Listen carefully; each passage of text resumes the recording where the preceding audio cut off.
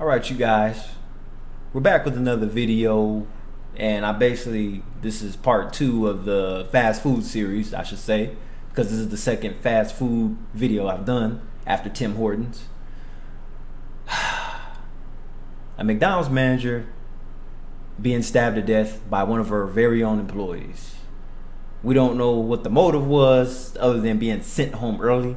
Being sent home early and being fired is not the same things, but maybe she knew she was getting fired, so she went ahead and came back with a kitchen knife and pretty much jabbed up her boss to death. Let's tune in to this Detroit story. First at 5, killed on the job. A mother of 6, a McDonald's manager, stabbed to death during her shift. This is a story that has shaken our entire community. Thank you for joining us. I'm Simon Shayket. And before everybody starts running their mouths, talking shit, blah, blah, blah, blah, first of all, subscribe to the channel. You may or you may not be disappointed. However, this was a single mother of 6. But mind you, these fast food managers make a lot of money. Some of them make up to six-figure salary just from being a fast food manager.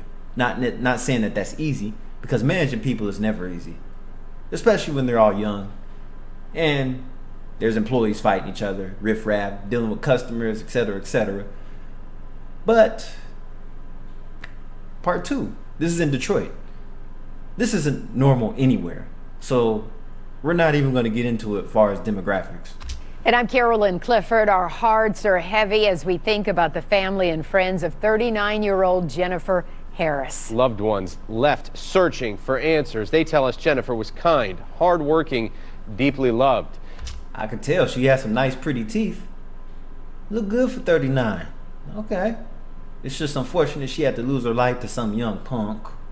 This tragedy started when Harris reportedly sent an employee home early, and that worker allegedly came back and attacked her. Just hard to believe it happened at 9 Mile and Schroeder in Eastpointe. 7 News reporter Ruta Olsanaida is speaking with the family tonight about their devastating loss and the terrifying moments that changed everything. 39-year-old Jennifer "Jamma" Harris went to work at this Eastpointe McDonald's every single day to support her family, and they say she did not deserve. I'm not into white girls, but she looked like some fun. I know this is totally off topic, but a lot of you have short attention spans. Let's continue watching the damn news. Of this. Why take our mama from us? You knew he loved. Now, we're going to keep it positive, being that this is a tragic video, but I'm not going to talk about the Jiffy. I'm not going to go in. I'm not going to cook her about the Jiffy Pop hat at a young age. She's too young. If she was older, I'll roast her. Loved each other. It is absolute heartbreak for the family of Jennifer Harris, a 15-year employee of McDonald's and the manager here in Eastpointe. They all gathered at the very spot she lost her life Thursday morning.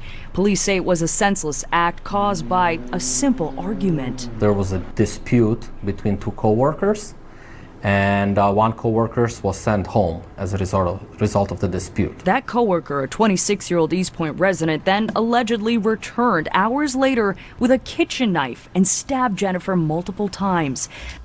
I'm just hoping this argument and everything wasn't over no dude. I'm hoping. Because a lot of these senseless and petty murders are behind a significant other or a lover. Sadly. Especially when it comes to young folks. Now see, when murders are involved with older people, it's usually over political issues and beliefs. Not somebody's old ass wife, right?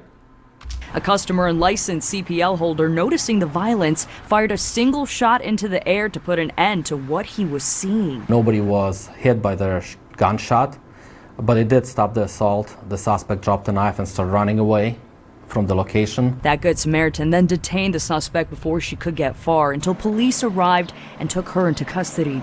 Jennifer was rushed to a local hospital but died due to her injuries. Neighbors say they sometimes hear arguments at this McDonald's, but never anything like this. I mean, why would you commonly hear arguments at a fast food establishment? So it sounds like fighting is normal at this location. I don't know, maybe they weren't real specific. Like, do you usually hear arguments in the parking lot, or do you hear arguments inside the establishment? Whatever. Yes, I don't even know what to think, to be honest with you. But yeah, it's just sad all around. You don't want to see this. The loving mother leaves behind her 6 children who say they used to visit both their mom and the suspect at work and are confused to why the violence had to escalate this far. We would come up here. We met her co-workers. We met the lady and everything. I don't understand why she had to kill her. We reached out to the owner of this McDonald's who told us in part, quote, "Violence of any kind is unacceptable in my restaurants and we are taking this matter extremely seriously." And see, that's the problem with franchising, with, you know, fast food chains or any kind of businesses where it involves a lot of people in and out of a restaurant or any other type of an establishment. Once something like this happens, you're deeply involved in it, legally. It happened on your property. It's your fault.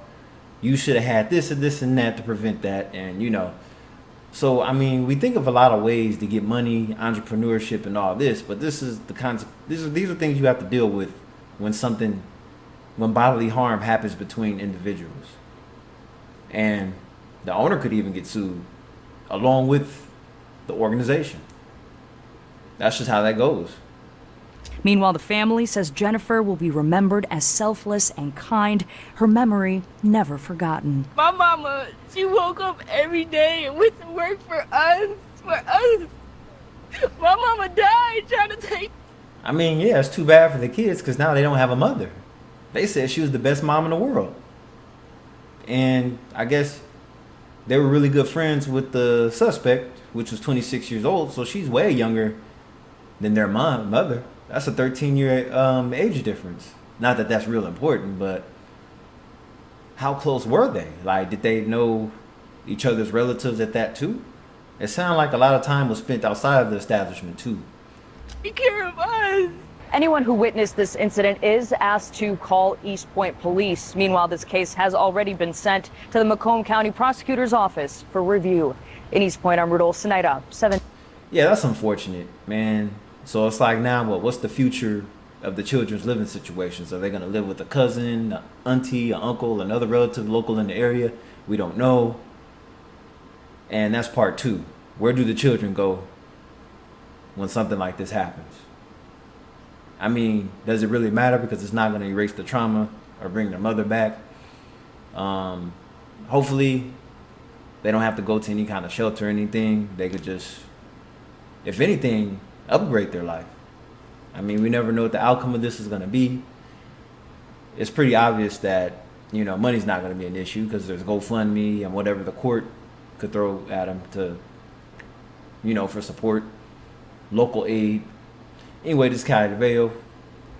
It's not much to enjoy of this video, but it's just something to look at. Catch you in the next video. Peace.